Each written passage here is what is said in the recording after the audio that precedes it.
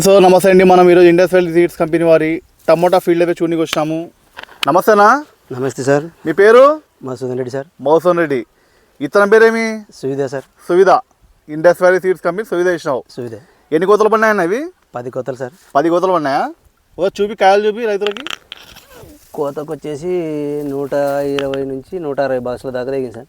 120 నుంచి 160 బాక్సుల దాకా దిగింది. అవును సార్. ఇప్పుడు కూడా 130 అవుతుంది. ఇంకా 130 అవుతుంది ఇప్పుడు. ఇంకా 11వ కోత ఇప్పుడు ఇది. 11వ కోత. అవును సార్. అంటే రేపు ఉందా కోత ఇప్పుడు ఇది? రేపు పెట్టాలి సార్. ఒకసారి చూపి, కాయలు కూడా చూపి రైతులు చూస్తారు.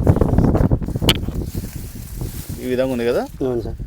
అంతా మీడియం సైజ్ సార్. పూర్తి లావులే, పూర్తి సన్నలే, మీడియంగా ఉంది. కరెక్ట్గా మనకు ఉండాల్సింది ఇదే సైజే కదా రైతులకి.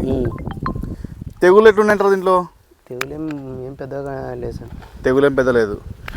తర్వాత మీకు దీంట్లో మేజర్గా కాయ డ్యామేజ్ కానీ ఏమన్నా? డ్యామేజ్ ఏం లేదు. మచ్చలు కానీ ఏమన్నా? మచ్చది మనం స్ప్రే చేసుకున్న దాన్ని బట్టి ఉంటుంది సార్. అంతే. డ్యామేజ్ తక్కువనే.